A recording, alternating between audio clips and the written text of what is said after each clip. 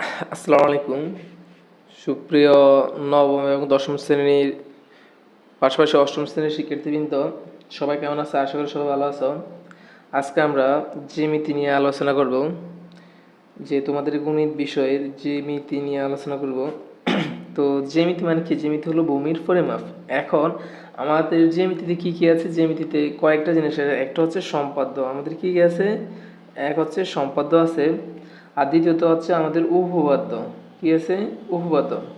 এখন সম্পাদ্য তোমরা চাইলে 10-10 পাবা। ক্লাস 6-এ যারা আছে তারাও যদি চায় ক্লাস 6-এ সম্পাদ্য ভালোভাবে শিখে, তাহলে সে ক্লাস 8, 9, 10 সকল ক্লাসে ভালো করতে পারবে। সেম যে যে ক্লাসে থাকো না কেন, সবাই সম্পাদ্যের জন্য কিছু নিয়ম থাকে। তোমরা এই নিয়মগুলো ভালোভাবে ফলো করতে পারলে তোমরা সম্পাদ্য অঙ্কন করতে পারবা এবং অঙ্কনের বিবরণ দিতে পারবা। সম্পাদ্যটা কি? সম্পাদ্যটা মূলত হলো যে বীজগণিতের একটা শাখা, সেখানে কি সরি জ্যামিতির একটা শাখা, সেখানে তোমাদেরকে নির্দিষ্ট কিছু তথ্য দেওয়া থাকে। ওই তথ্যগুলোর আলোকে তোমাদেরকে ত্রিভুজ, চতুর্ভুজ, অন্য কিছু অঙ্কন করতে বলা হয়। তোমরা অঙ্কন করবা, অঙ্কনের বিবরণ দেবে। জাস্ট এটা হলো সম্পদ। আর উপপাদ্যটা কি? উপপাদ্য হলো প্রমাণ। অর্থাৎ তুমি প্রমাণ করবা যে এই ত্রিভুজ সমান ওই ত্রিভুজ, ওই ত্রিভুজ সমান এই ত্রিভুজ, লম্ব সমান মানে এরকম টাইপের অনেক কিছুই থাকে। তো উপপাদ্যটা একটু টাফ। তো আজকে আমরা সম্পদ নিয়ে আলোচনা, এই অন্য সময় আমরা উপপাদ্য নিয়ে আলোচনা করব। তাহলে দেখো, সম্পাদ্য সম্পাদ্যের জন্য আমাদের কিছু জিনিস মনে রাখা লাগে। এটা আমি আজকে যে ক্লাসটা করাচ্ছি সেটা হচ্ছে বেসিক। কি? আজকে আমি বেসিক ক্লাস করাচ্ছি, জ্যামিতির বেসিক।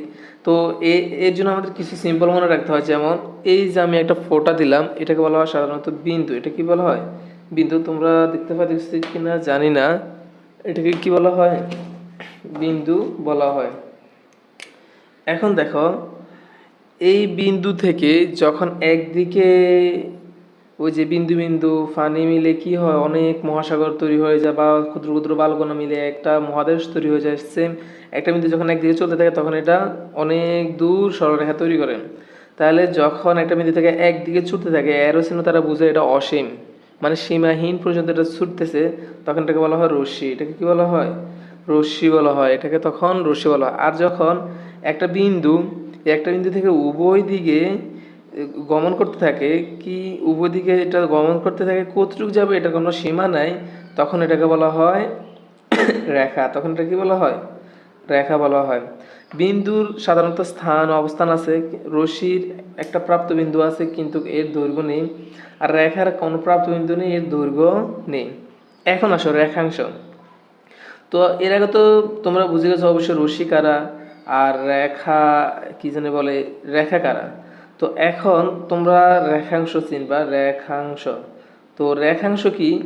রেখাংশ মূলত হলো যখন রশ্মি থেকে কেটে নেয় বা রেখা থেকে কেটে নেয়, তখন এটাকে বলা হয় রেখাংশ। অর্থাৎ রেখাংশে দুটো প্রাপ্ত বিন্দু থাকে এবং এর একটা নির্দিষ্ট দৈর্ঘ্য আছে। তুমি চাইলে এইটুকু থেকে এইটুকু কতটুকু এটা পরিমাপ করতে পারবা, অর্থাৎ দৈর্ঘ্য বের করতে পারবা।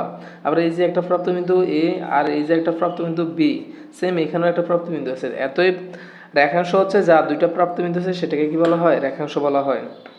এখন তোমরা যখন সম্পদ অঙ্কন করতে যাবে তখন তোমাদেরকে অনেক বাহু, সমষ্টি, অন্তর, পরিসীমা এরকম শব্দ দেওয়া থাকবে। যখন কোনো বাহু বলা থাকবে, বাহু সাধারণত বাহু বলা থাকবে, তখন তোমরা বাহুগুলোকে, ওরা তো নাম দিবে না, ওরা বলবে যে এটা এত সেন্টিমিটার, ওরা তো সেন্টিমিটার। তো তোমরা কি করবা? বাহুগুলোকে এ বি সি এভাবে ধরে নিবা। যদি একটা বাহু থাকে তাহলে এ ধরবা, দুইটা বাহু থাকলে একটারে এ আর একটারে বি ধরবা, অর্থাৎ স্মল এ স্মল বি।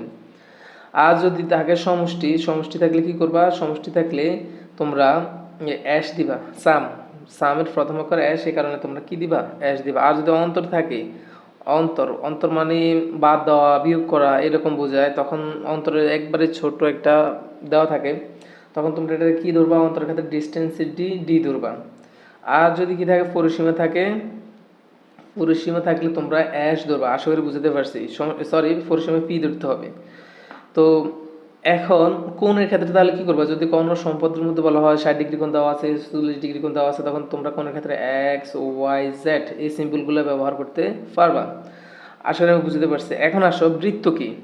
তোমরা তো জানো পুরো একটা সার্কেলই হলো বৃত্ত। তো যার চারপাশ সীমাবদ্ধ থাকে একবারে গোল রাউন্ড শেপের, সেটাই বৃত্ত। এটা কি সাধারণত বৃত্ত। এখন যদি আমি পুরোটা বৃত্ত নিয়ে এঁকে একটা চাপ দিছি, মানে পুরোটা বৃত্ত আমি আঁকি নাই, এটাকে বলা হয় বৃত্তচাপ। এটাকে বলা হয় বৃত্তচাপ। এখন দেখো, আমরা শিখবো যে এখন আমরা শিখব ছেদ ছেদবিন্দু বা ছেদ করা কি। ধরো আমি একটা রশি আঁকলাম, এই রশির উপর আরেকটা রশি কি করলো, চলে আসলো। তার মানে এই রশিটা এই রশিটার উপরে চলে আসলো, তার মানে এই রশিটা, ধরো এটার নাম দিলাম A0, আর এটার নাম দিলাম A, এটার নাম দিলাম B, এটার নাম দিলাম C, এটার নাম দিলাম D। মানে সিডির উপরে এই বিটা কি করছে, ছেদ করছে। এত এখানে ছেদবিন্দু হলো 0, তার মানে এই বিন্দুটাকে কি বলবো আমরা, ছেদ। অর্থাৎ এটাকে আমরা কি বলবো, ছেদ বলবো। আশা করি বুঝতে পারছি। তো এখন আসো, আমাদের সম্পদের মধ্যে কোণ, এই ঠিক কোণ এইভাবে থাকে। এখন কোণের সমান যদি তুমি কোণ আঁকতে যাও, তখন তোমাকে অবশ্যই কোণের সমান কোণ আঁকতে গেলে, যেমন আমি যদি এই বিন্দুতে এই কোণটা আঁকবো, তাহলে আমাকে অবশ্যই দুইটা মাপ লাগবে। আমি কম্পাস আমার হাতে নাই, এই কারণে দেখাতে পারতেছি না। আচ্ছা, একটু ওয়েট। তো দেখো, কোনো সমান কোণ আঁকতে গেলে আমাদেরকে দুইটা জিনিস থাকা লাগে। দুইটা জিনিস, কোনো সমান কোণ আঁকতে গেলে আমাদের দুইটা জিনিসের প্রয়োজন, দুইটা মাপের প্রয়োজন হয়। একটা হলো, তোমরা দেখবে এখন, এই যে ধরো এই কোণটা আমি এখানে বসাবো, তাহলে কি করবো, প্রথম একটা মাপ নিতে হবে। প্রথম একটা মাপ নিতে হবে, সেটা নিবা এই যে কোণে যে জায়গায় ইয়ে আছে, যেখানে কোণ উৎপন্ন করছে, এখান থেকে একটা দাগ দিবে। এখান থেকে তোমার ইচ্ছা মতো তুমি এতটুকু নিতে পারো, এতটুকু নিতে পারো, তুমি এটা যতটুকু ইচ্ছা এতটুকু ইয়ে করতে পারো।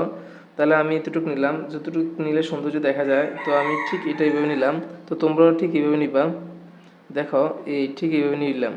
এখন আসো, দ্বিতীয় মাপটা হচ্ছে এই যে পেন্সিল কম্পাসের যে অগ্রভাগটা আছে, কাঁটাওয়ালা অগ্রভাগটা, এটা এখানে বসাইবা। ভূমির সাথে যে শ্যাদোটা উৎপন্ন হয়েছে এটার সাথে, আর পেন্সিল অগ্রভাগ বসাইবা